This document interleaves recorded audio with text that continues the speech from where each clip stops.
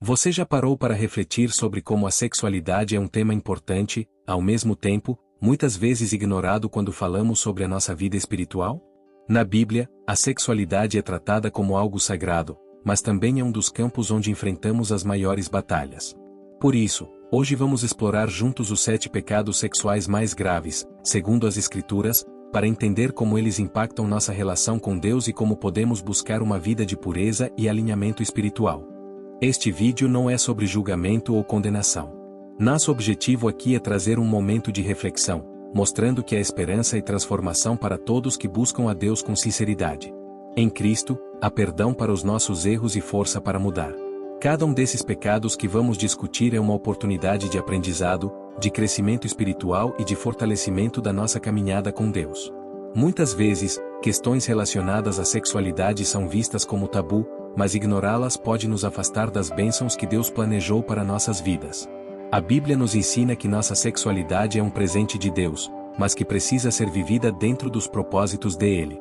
Por isso, hoje, mais do que listar pecados, queremos buscar um entendimento mais profundo do que Deus espera de nós. Antes de seguirmos, quero que você reflita: qual é o papel da sexualidade na sua vida espiritual? Você acredita que tem vivido de acordo com os princípios de Deus nesse aspecto? Compartilhe suas reflexões nos comentários. Vamos criar um espaço seguro para discutir, aprender e crescer juntos. Prepare-se para mergulhar profundamente na palavra de Deus. Vamos descobrir o que as Escrituras dizem sobre esses pecados, mais importante, como podemos buscar redenção e viver de forma que honre ao Senhor. O primeiro pecado sexual que abordaremos é a homossexualidade, um tema amplamente discutido e que desperta muitas emoções. É importante, antes de tudo, enfatizar que nosso objetivo aqui não é condenar, mas trazer uma visão bíblica para promover reflexão e crescimento espiritual. A Bíblia é clara sobre os padrões divinos de santidade, mas também nos chama a compartilhar a verdade com amor e compaixão. Em Levítico, capítulo 18, versículo 22, Deus declara: "Não te deitarás com um homem como se fosse mulher, é abominação." Essa passagem faz parte das leis dadas a Israel, que enfatizavam a necessidade de pureza em todas as áreas da vida, incluindo a sexualidade. Para o povo de Deus, esses mandamentos tinham o propósito de destacar um estilo de vida que refletisse sua santidade. No Novo Testamento, encontramos outros textos que abordam o tema. Em Romanos, capítulo 1, versículos 26 e 27, o apóstolo Paulo descreve as práticas homossexuais como consequência do afastamento de Deus e da rejeição à sua verdade. Ele escreve que homens e mulheres mudaram o uso natural para aquilo que é contrário à natureza. Essa passagem não apenas aborda o comportamento, mas também enfatiza como o pecado nos afasta do plano original de Deus para nossas vidas. Porém, o Evangelho é uma mensagem de esperança e transformação. Em 1 Coríntios, capítulo 6, versículos 9 e 10, Paulo lista pecados que afastam as pessoas do reino de Deus, incluindo a homossexualidade. Mas no versículo 11, ele oferece uma mensagem poderosa: "Tais fostes alguns de vós, mas fostes lavados, santificados e justificados no nome do Senhor Jesus Cristo e no Espírito do nosso Deus." Isso significa que Deus oferece perdão e restauração para todos os que se voltam a Ele com arrependimento sincero. Agora, pense: como podemos aplicar essa mensagem de esperança em nossas vidas e nas vidas daqueles que enfrentam lutas relacionadas à sexualidade? A Bíblia nos chama a amar, a caminhar ao lado dos outros em suas lutas e a apontar para a redenção que existe em Cristo. Lembre-se de que a luta contra qualquer pecado, incluindo a homossexualidade, não é fácil. Por isso, é essencial buscar força na oração, apoio da comunidade cristã e na palavra de Deus. Se você conhece alguém que enfrenta essa batalha, pergunte-se: como posso ser um instrumento de amor e verdade para essa pessoa? Finalmente, é importante destacar que todos nós temos áreas em nossas vidas que precisam ser transformadas. Nenhum de nós é perfeito, mas, em Cristo, temos a chance de sermos moldados à imagem de Deus. A jornada de santificação é um processo contínuo, e Deus está ao nosso lado a cada passo. O segundo pecado que exploraremos é a sensualidade. Na Bíblia, a sensualidade é descrita como uma obsessão pelos prazeres dos sentidos, que desvia nossa atenção de Deus e nos leva a buscar satisfação em coisas passageiras. Esse comportamento é uma manifestação das obras da carne, como descrito em Gálatas, capítulo 5, versículos 19 a 21. Sensualidade não se limita apenas a atos, mas também se reflete na maneira como nos apresentamos e no que valorizamos. Em 1 Timóteo, capítulo 2, versículos 9 e 10, Paulo nos ensina sobre a importância da modéstia, dizendo: as mulheres devem se vestir de maneira respeitável, com decência e modéstia, não com tranças elaboradas, ouro ou roupas caras, mas com boas obras, apropriadas para mulheres que professam adorar a Deus. Embora o texto seja direcionado às mulheres, o princípio da modéstia se aplica a todos os cristãos. Em Romanos, capítulo 13, versículo 14, Paulo nos exorta a nos revestirmos de Cristo e não satisfazermos os desejos da carne. Isso nos lembra que viver em pureza não é apenas evitar comportamentos pecaminosos, mas também renovar nossas mentes e corações para refletir o caráter de Cristo. A cultura moderna frequentemente glorifica a sensualidade, promovendo padrões de beleza e comportamento que estão longe dos valores bíblicos. Infelizmente, isso pode levar à cosificação do corpo humano, à obsessão com a aparência e até mesmo a atitudes que ferem a dignidade das pessoas. Como cristãos, somos chamados a resistir a essas influências e a buscar a verdadeira beleza, que vem de um coração puro. Jesus também falou sobre isso de forma clara.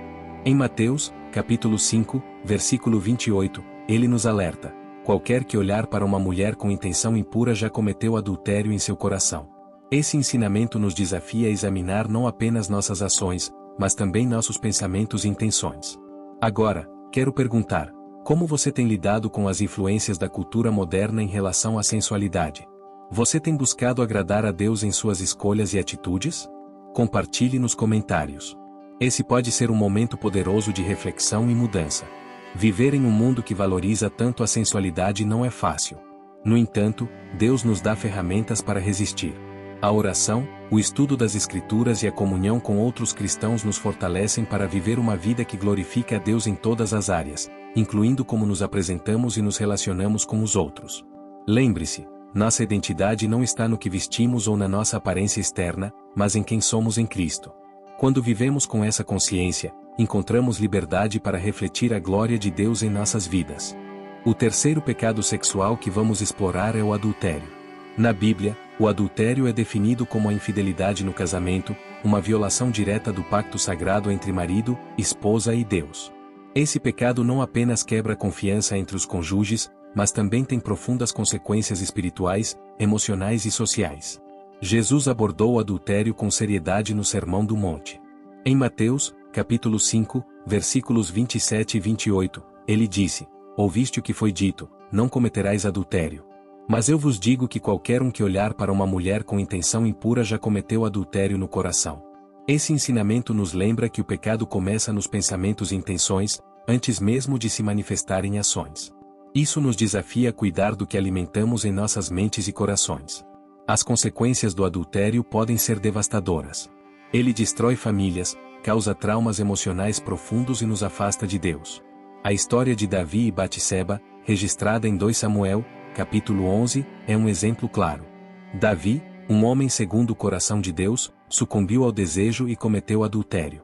Esse ato levou a uma série de pecados ainda maiores, incluindo engano e até mesmo assassinato. Apesar de Deus ter perdoado Davi após seu arrependimento, ele sofreu as consequências de seus atos pelo resto de sua vida. A fidelidade no casamento não é apenas uma obrigação, é uma expressão de amor, respeito e compromisso. Em Hebreus, capítulo 13, versículo 4, somos exortados: o casamento deve ser honrado por todos, e o leito conjugal, conservado puro, pois Deus julgará os imorais e os adúlteros. Esse versículo nos lembra que Deus valoriza o casamento como uma união sagrada e espera que vivamos de acordo com seus padrões. Mas como podemos proteger nossos relacionamentos contra esse pecado? Primeiro, é importante investir em um diálogo aberto com seu cônjuge, cultivando a confiança e a transparência. Além disso, evite situações que possam abrir portas para tentações. Em Provérbios, capítulo 4, versículo 23, somos advertidos: acima de tudo, guarde o seu coração, pois dele depende toda a sua vida. Isso significa proteger nossos pensamentos e intenções, colocando Deus no centro de nossas escolhas. Se você está enfrentando lutas nessa área, saiba que há esperança em Cristo. A Bíblia nos ensina que, com arrependimento genuíno e fé, podemos encontrar perdão e restauração. Em 1 João, capítulo 1, versículo 9, está escrito: se confessarmos os nossos pecados, Ele é fiel e justo para nos perdoar e nos purificar de toda injustiça. Deus deseja nos ajudar a superar as tentações e a viver em fidelidade. Lembre-se, o casamento é um reflexo do relacionamento entre Cristo e a Igreja.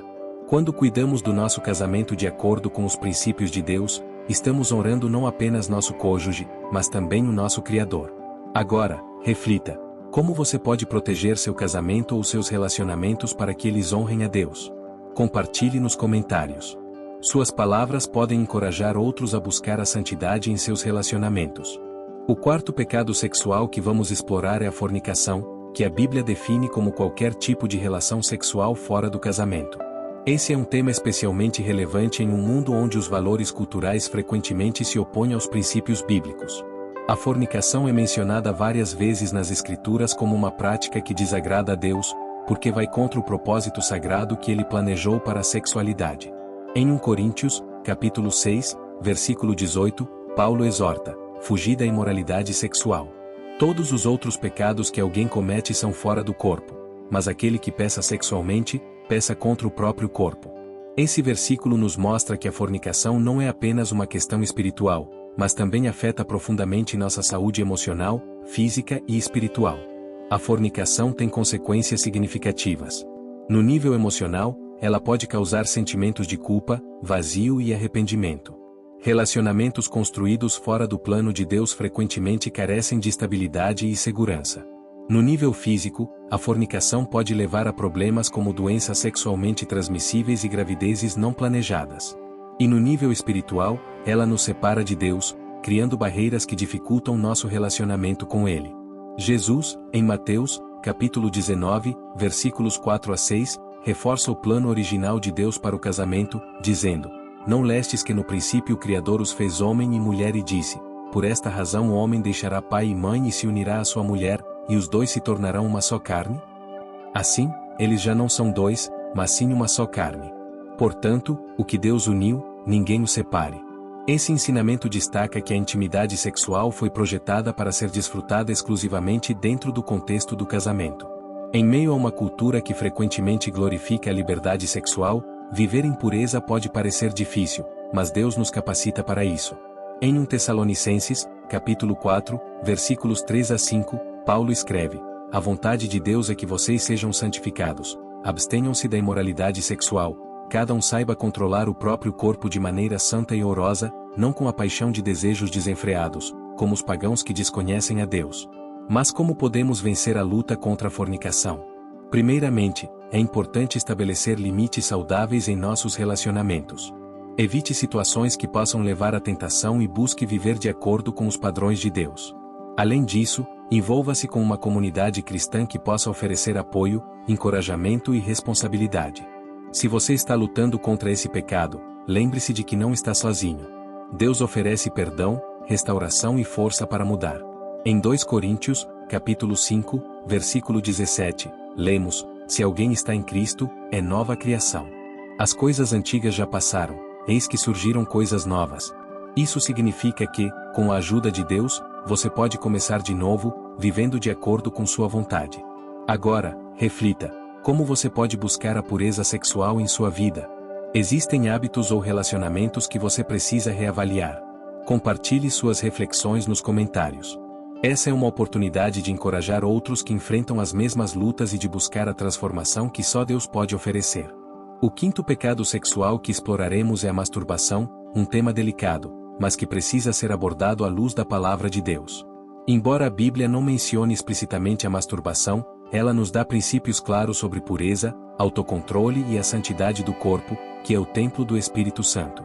Em 1 Coríntios, capítulo 6, versículo 19, Paulo escreve: acaso não sabem que o corpo de vocês é templo do Espírito Santo, que habita em vocês, recebido da parte de Deus?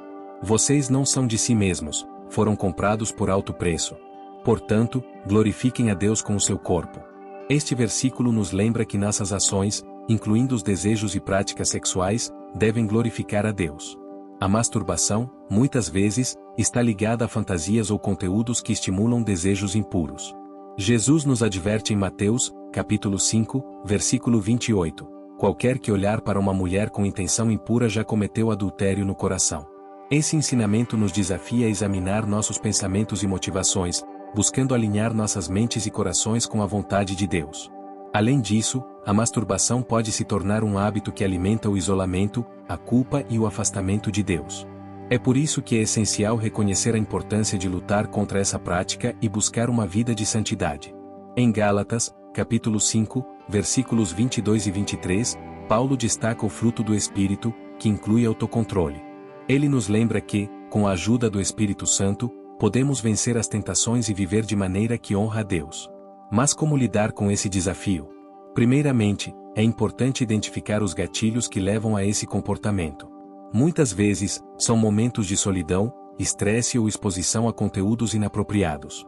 Criar um ambiente saudável, estabelecer rotinas produtivas e investir em atividades que edifiquem podem ajudar a redirecionar a energia e os pensamentos. A oração é uma ferramenta poderosa nessa luta. Em Filipenses, capítulo 4, versículo 6, somos exortados: não andem ansiosos por coisa alguma, mas em tudo, pela oração e súplicas, e com ação de graças, apresentem seus pedidos a Deus. Ao levarmos nossas lutas a Deus em oração, recebemos força e sabedoria para vencer. Também é fundamental contar com o apoio de uma comunidade cristã. Conversar com alguém de confiança, como um líder espiritual, pode trazer clareza e encorajamento. Tiago, capítulo 5, versículo 16, nos diz: confessem os seus pecados uns aos outros e orem uns pelos outros para serem curados. A oração de um justo é poderosa e eficaz. Por fim, lembre-se de que Deus é um Pai amoroso, que oferece perdão e restauração. Em 1 João, capítulo 1, versículo 9, está escrito: se confessarmos os nossos pecados, Ele é fiel e justo para nos perdoar e nos purificar de toda injustiça. Nunca é tarde para buscar ajuda e começar um novo capítulo com Deus. Agora, reflita: você tem enfrentado lutas nessa área? Quais passos práticos você pode dar para buscar santidade e vencer essa tentação? Compartilhe nos comentários. Sua experiência pode ajudar outros a se sentirem encorajados a buscar a Deus com mais intensidade. O sexto pecado sexual que vamos abordar é a prostituição, que a Bíblia descreve como a comercialização do corpo, desonrando o templo do Espírito Santo e reduzindo o valor humano a algo meramente material. Esse tema é particularmente importante porque envolve não apenas escolhas individuais, mas também problemas sociais como exploração, tráfico humano e a normalização da imoralidade. Em Provérbios, capítulo 7, versículos 10 a 12, encontramos uma advertência sobre os perigos da prostituição. A mulher com vestes de prostituta e astúcia no coração. Fica à espreita em cada esquina. Essa passagem destaca como a prostituição pode ser um caminho que leva à destruição, tanto para quem pratica quanto para quem a incentiva. Paulo, em 1 Coríntios, capítulo 6, versículo 16, é claro sobre as consequências espirituais. Vocês não sabem que aquele que se une a uma prostituta é um só corpo com ela?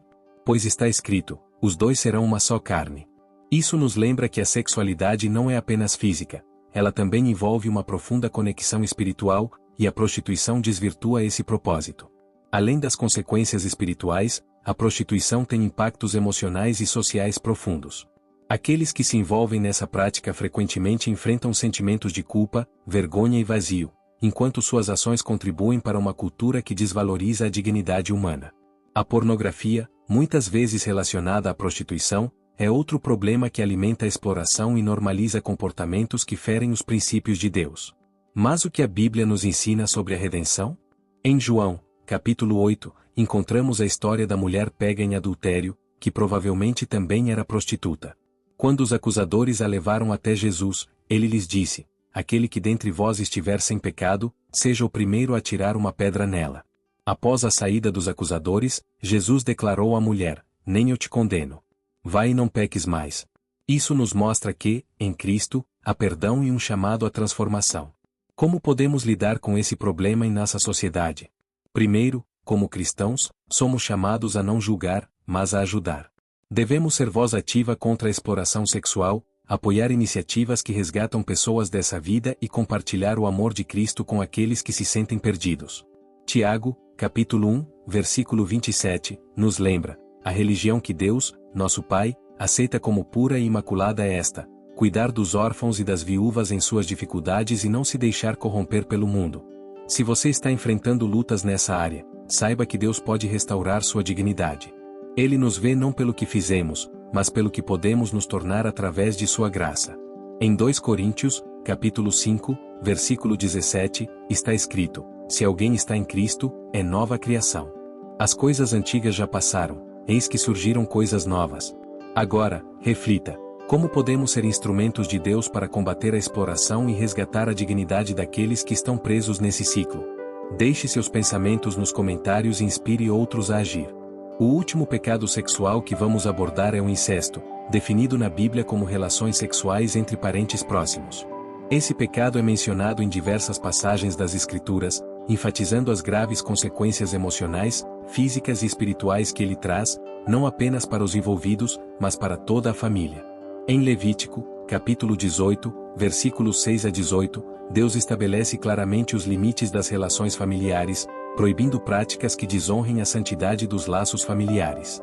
A mensagem é clara: a família é um espaço sagrado, projetado por Deus para ser um refúgio de amor, respeito e segurança.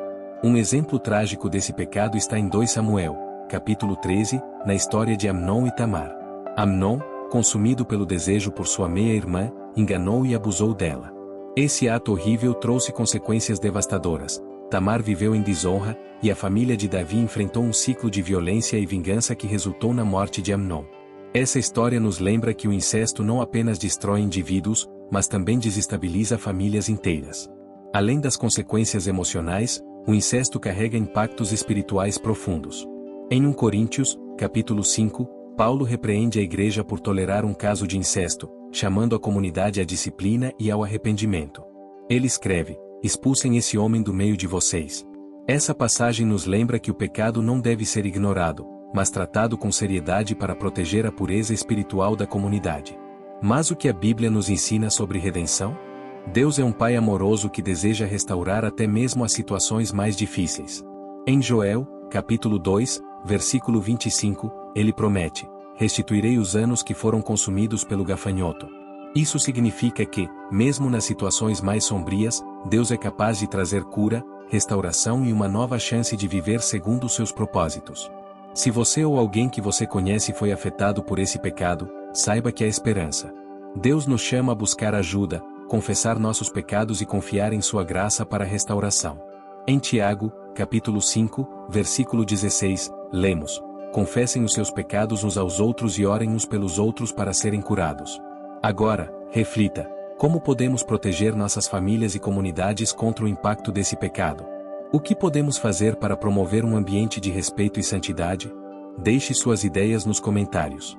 Sua participação pode inspirar outros a cuidar de seus lares de acordo com os valores de Deus. Chegamos ao final desta jornada profunda pelos 7 pecados sexuais mais graves segundo a Bíblia. Exploramos temas difíceis, que muitas vezes são evitados, mas que têm impacto direto em nossa vida espiritual, emocional e até física. A boa notícia é que a Bíblia não apenas nos adverte sobre os perigos do pecado, mas também oferece uma mensagem de esperança, transformação e um novo começo. Ao longo deste estudo, vimos que todos os pecados mencionados, homossexualidade, sensualidade, adultério, fornicação, masturbação, prostituição e incesto, são desvios do plano perfeito de Deus para a sexualidade humana. Deus projetou a sexualidade para ser vivida dentro dos limites que Ele estabeleceu, não como um fardo, mas como uma bênção. Quando nos desviamos desses limites, enfrentamos consequências que ferem não apenas a nós mesmos, mas também aqueles ao nosso redor. Contudo, a mensagem central das Escrituras é clara: Deus é misericordioso, e seu desejo não é nos condenar, mas nos redimir. Em 1 João, capítulo 1, versículo 9, encontramos a promessa: se confessarmos os nossos pecados, Ele é fiel e justo para nos perdoar e nos purificar de toda injustiça. Isso significa que, independentemente do nosso passado, há esperança para todos que se voltam para Deus com um coração arrependido. Além do perdão, Deus também nos dá força para vencer o pecado. Em Filipenses, capítulo 4, versículo 13, lemos: tudo posso naquele que me fortalece.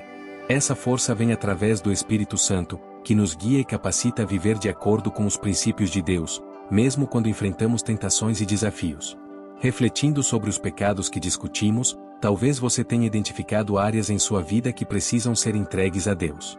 Quero lembrá-lo de que não há pecado tão grande que o amor de Deus não possa perdoar, nem ferida tão profunda que Ele não possa curar. Jesus, ao morrer na cruz, pagou o preço por nossos pecados e nos ofereceu a chance de um recomeço. Se você sente que precisa de ajuda para vencer essas lutas, busque apoio. Envolva-se em uma comunidade cristã, procure líderes espirituais de confiança e dedique tempo à oração e ao estudo da palavra. Lembre-se, você não precisa enfrentar essas batalhas sozinho. Deus está com você, e Ele colocou pessoas ao seu redor para ajudá-lo nessa jornada. Agora, quero convidar você a refletir: qual foi a maior lição que você tirou deste estudo? Existe algo em sua vida que você sente que Deus está pedindo para mudar ou entregar? Compartilhe suas reflexões nos comentários. Suas palavras podem ser a inspiração que alguém precisa para buscar transformação. Se este conteúdo tocou sua vida, não se esqueça de curtir, compartilhar e se inscrever no canal. Isso nos ajuda a levar a mensagem da Palavra de Deus a mais pessoas. Cada vez que você interage, está contribuindo para que mais vidas sejam impactadas. Por fim, lembre-se, Deus não apenas nos chama à santidade, mas também nos dá os meios para alcançá-la. Sua graça é suficiente, e seu amor é incondicional. Confie nele, e você verá como ele pode transformar sua vida de maneiras que você nunca imaginou. Que Deus o abençoe e fortaleça a sua caminhada espiritual.